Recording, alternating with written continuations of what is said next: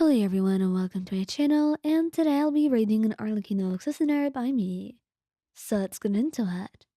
The hearth was warm, glowing with the soft light of crackling firewood. The sound of the children laughing and exchanging gifts filled the air. It was Christmas, and the usually stoic halls of the house were alive with joy and celebration. You, however, were curled up on the couch, wrapped up in multiple blankets, sniffling and coughing. And it didn't seem like you could enjoy the festivities that carried on around you. However, you tried your best to stay unnoticed, not wanting to disrupt the cheerful atmosphere. But your persistent coughing gave you away immediately.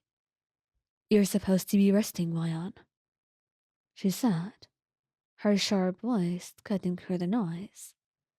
You flinched slightly as she approached, her piercing crimson eyes narrowing as she crouched beside you. "I'm fine, just a little cold. Don't worry about it," he croaked, though the hoarseness of your voice betrayed your words, and her gaze softened ever so slightly. However, her tone remained firm. "You're clearly not fine."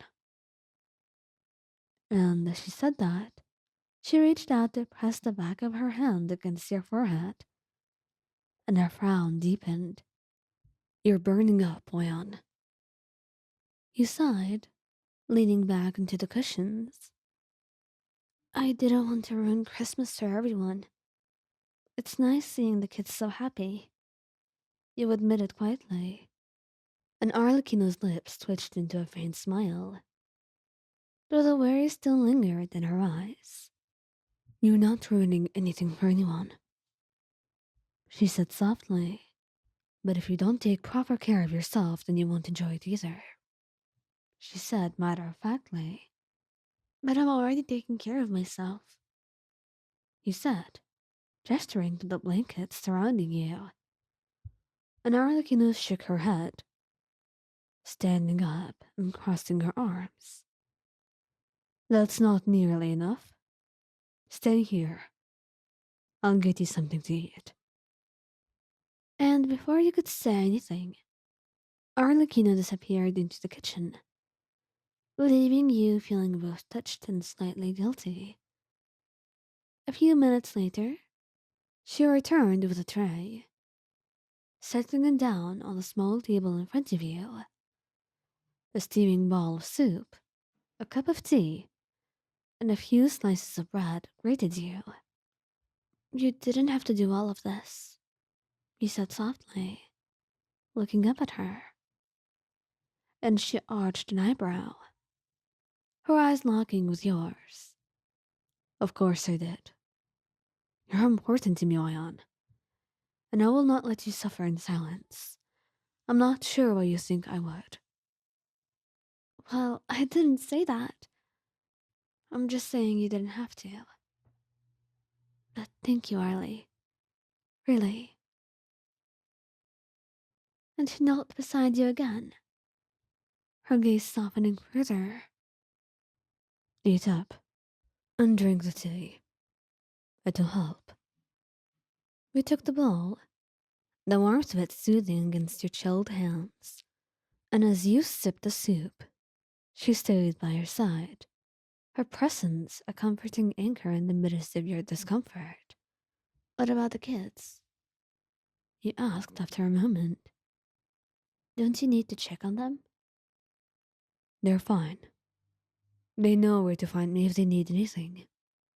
Right now, the one that needs me and my priority is you," she said dismissively, and you couldn't help but smile at her words.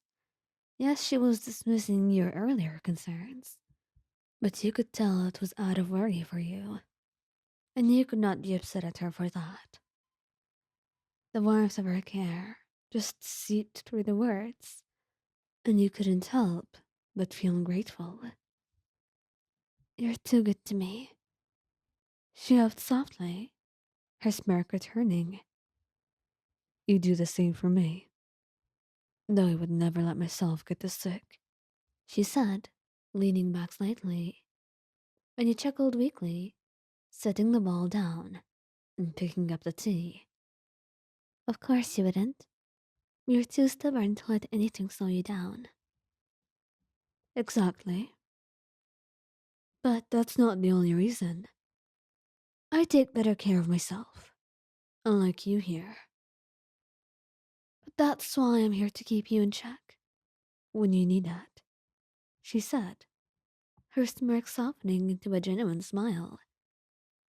And the two of you sat in comfortable silence for a moment, the warmth of the fire and her presence lulling you into a sense of peace.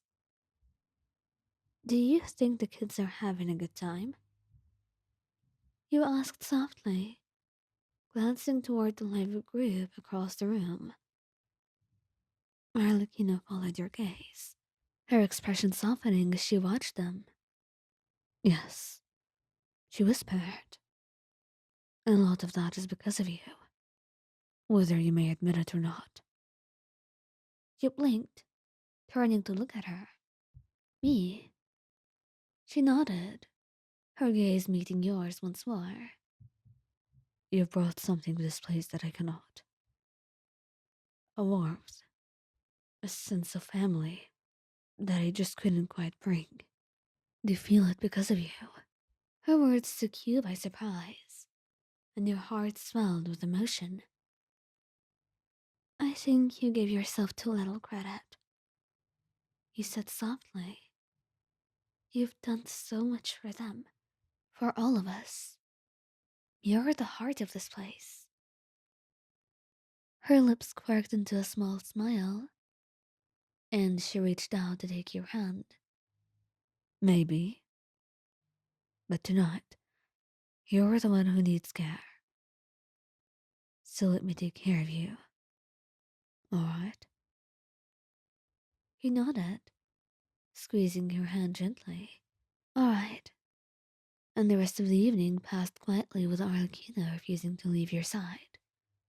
She made sure you stayed warm, ate enough, and even indulged you with stories of her past to keep your spirits up.